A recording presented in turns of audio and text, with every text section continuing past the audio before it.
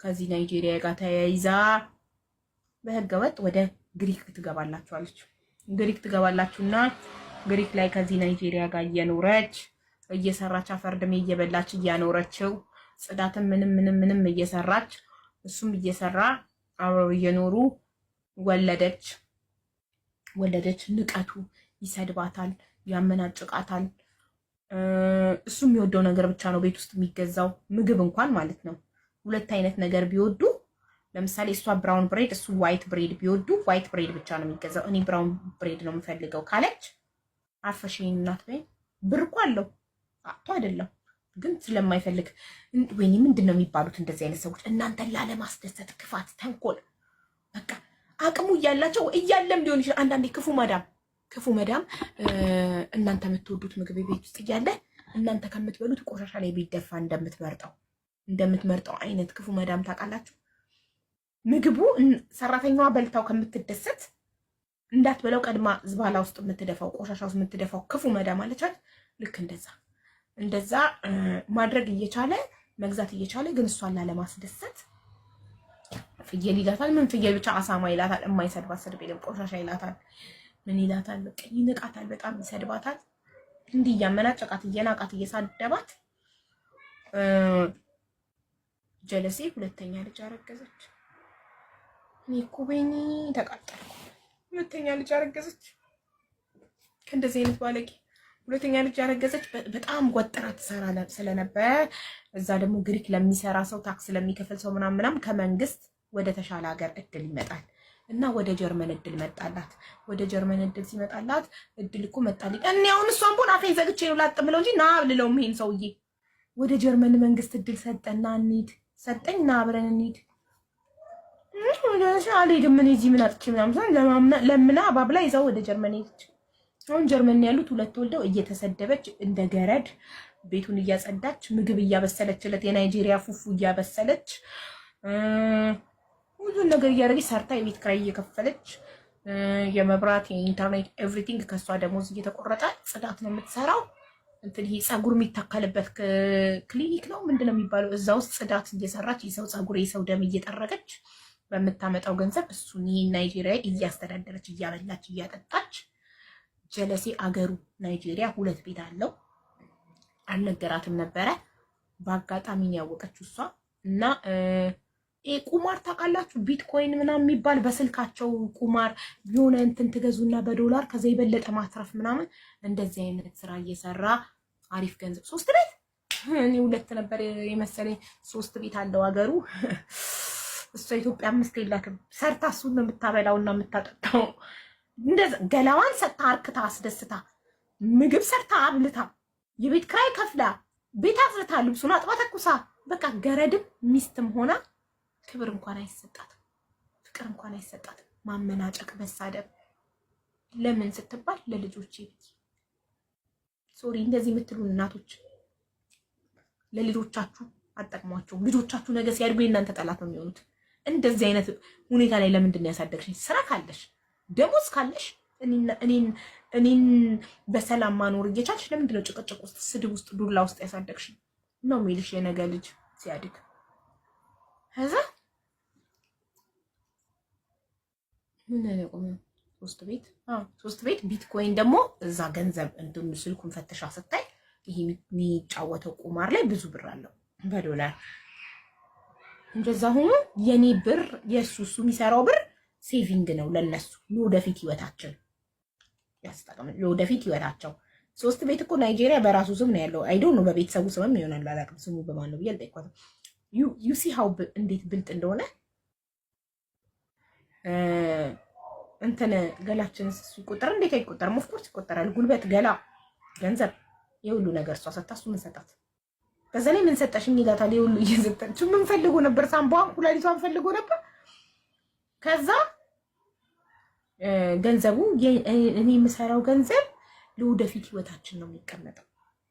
ለወደፊት ህይወታቸው የእሷ ጉልበት ዛሬ ይበላል ሲበቃው ፈቶ ጥሎ ሀገሩ ገብቶ ናይጄሪያ የራሱን ዜጋ ሚስት አግብቶ ሀገሩ ላይ ሀብታም ሆኖ እሱ ፍልስስ ብሎ ይኖራል። እሷ ጉልበቷ፣ ልጅነቷ፣ ሴትነቷ ኤቭሪቲንጓ የሱ መወጣጫ መሰላል ሆነች ማለት ነው። ዩሲ አብዛኛው ሴቶች በሞኝነታቸው ይሄንን ነው የሚያደርጉት ስትመክሯቸው። ያው እኔ እንደዚህ አይነት ሴቶች ነው እየመከርኩኝ እያነቃሁኝ ከእንደዚህ አይነት ህይወት እያወጣ ያለሁት። ለዚህ ነው ፎቶን እየለጠፉ በየቦታው ወንዶች የሚሰድቡኝ። ሴቶች ተው፣ የወንድ መጠቀሚያ አትሁኑ፣ ብልጡ ነው እኩል። ለምን ሲባል ያንተ ደሞዝ ለወደፊት ይቀመጣል፣ የኔ ደሞዝ ይበላል ዛሬ። የኔ ጉልበት፣ የኔ ልጅነት፣ የኔ ሁሉ ነገር ወዜ ሙጥጥ ብሎ ሲያልቅ አንተ ፋፍተህ እንደ ቦምቦሊኖ ጉንጭክን አንጠልጥለክ አገር ገብተክ አዲስ ትዳር መስረተክ አዲስ ህይወት ትኖራለህ። ፍልስስ ብለህ ድልት ብሎክ ውድ ሶፋ ላይ ቁጭ ብለህ ውስኪን እየጠጣህ ፏ ያለ ላይፍ ትኖራለህ። ምን የመሰለ መኪና እየነዳህ። እኔ ካንተ የወለድኳቸው ልጆች ለማሳደግ አሳሬን ልበላ። ሞኝን ትፈልጋለህ? ሞኝ። ይኸው የቅድሟ ልጅ ራህመት አያችሁ ምን እንዳደረገ? ሳውዲ አገባባት። ያው ኮፒ ሊንክ አድርጉ ቤተሰብ። መጡ ደግሞ በሴት ብር የሚተዳደሩ ሪፖርት እያደረጉ ነው። ስታክ እያደረገ ነው። ኮፒ ሊንክ አድርጉ። ቅድም ራህመት አይታችኋል አይደል? ሳውዲ በጣም ያዘንኩት እኔ በሷ ታሪክ። በሰላም ሰዓት ሳውዲ እያለች ይወዳታል፣ ያፈቅራታል። ለምኖ ቤተሰቦቿን ጠይቆ አገባት። ተይዘው ኢትዮጵያ ገቡ። ተይዘው ኢትዮጵያ ገብተው ትንሽ ጊዜ ቆይተው አብረው ወደ ሳውዲ ሊሄዱ ሲሉ እሱ ቀድሞ ሄደ በባህር፣ እሷ በኤጀንሲ ልትሄድ በኮንትራት። ከዛ እዛ ተገናኝተው ሊያስጠፋት ተነጋግረው ፕሮሰሱ አልቆላት ሜዲካል ላይ እርጉዝ ሆና ተገኘች። እሱ ቀድሞ ሄዷል በባህር። እሷ ጨርሳ በደላላ እንድትመጣና እዛ እንዲገናኙ ነው ንግግራቸው። እዛ ከጣለ ቤት ያስጠፋትና ላይፋቸው እንደድሮ እንደነበረው ይቀጥላል። ኦኬ ጀለሲ እሱን አምናለች፣ ግን ፕሮሰሷ ላይ በቃ ፈጣሪ ያላለውም እርግዝና ተገኘ። በቃ ነገረችው፣ ውለጂ ችግር የለውም ወልደሽ ምናምን ትመጫለሽ፣ ወልደሽ ምናምን ልጁን አስቀምጠሽ ትመጫለሽ አላት። እሷም እሺ ብላ በሰላም አገር ሰላም ብላ አገሯ ላይ እየኖረች እርግዝናዋን ጨርሳ ወልዳ አራስ ቤት ሆና ገና እርጉዝ እያለች ሳትወልድ ጭምጭምታ ትሰማለች። አይ የሰው ወሬ አልሰማም፣ ኢትስ ኦኬ እያለች ችላ አራስ ቤት ሆና ደውሎ እንኳን አላህ በሰላም ገላገለች ሲላት፣ እኔ ግን አንድ ነገር እየሰማው ነው። ምንድን ነው ስላት፣ ሌላ ሚስት አግብተሃል ሳውዲ አሉ ስትለው፣ የሰው ወሬ የምትሰሚ ከሆነ ኒካሽን አሁኑኑ ላወርድልሽ እችላለሁ። ጥጋቡን ተመልከቱ በእናታችሁ። የሰው ወሬ የምትሰሚ ከሆነ አሁኑኑ ኒካሽን ላወርድልሽ ደረጃ ተናደደች። ነሽ አውርዳ፣ ካልፈለከኝ አውርድ ስትለው፣ ባንዴ ፈትችሻለሁ ብሎ ሶስቴ ድርግም በቃ ፈታት። ጀለሲ አዲስ ሴት ቀመሰ፣ ጠገበ፣ ፈታት።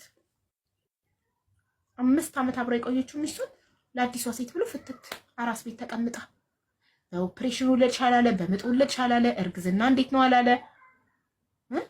አራስ ቤት ሆኖ አስለቀሳት። የአራስን እንባ ደግሞ ፈጣሪ አይረሳም። ስሙልኝ ምን እንደተፈጠረ።